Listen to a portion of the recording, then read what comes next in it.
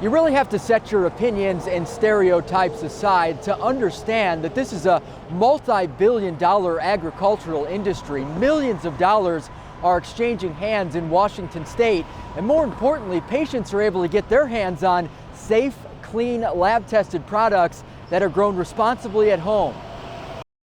Washington is truly the cannabis epicenter in the United States. It's been legal for medical use there for the better part of states where you can use it recreationally.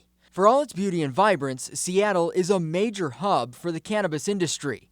And for many patients, it starts right here at the Bakery Medical Dispensary south of downtown. It's a gigantic emerging industry, and I don't think there's any end in sight. Anna Shreve, the owner of this medical dispensary and longtime Georgia resident, gave up a successful career to follow a passion to help patients. I like the idea of regulation.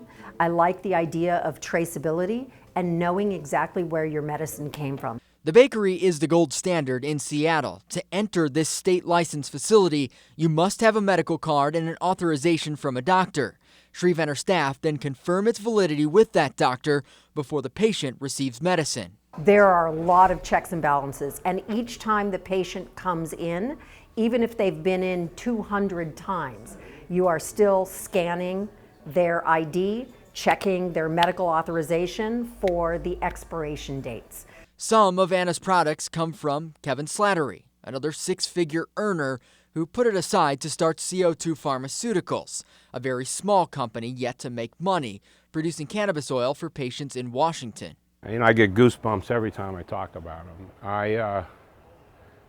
It's why I'm here. You know, I've literally helped, I've watched it save people's lives.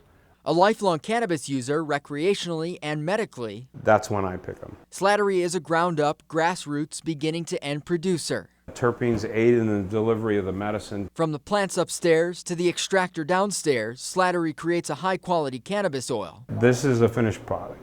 becoming ever popular with patients. You know, I would like to see it be even more regulated where the physicians actually can prescribe it. You'll hear Slattery and Shreve push regulation, something you might find surprising in this industry.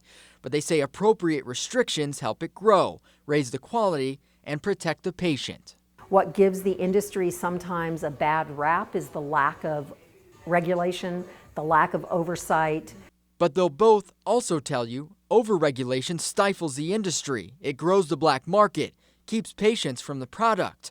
Shreve believes that's exactly what her former state did with its current law.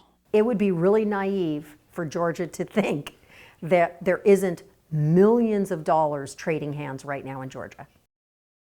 And you know, just about everyone I spoke to in Seattle kept saying over and over again, it's so important that the product be grown in the home state of the patient, because they say patients here in Georgia may be getting their products from a place that's not safe. They have no idea what's actually in the marijuana that they're using. Coming up tonight at 6 o'clock, I'm going to be showing you, and you're going to be hearing from patients and a doctor who have been working with this product for, in some cases, the better part of 20 years.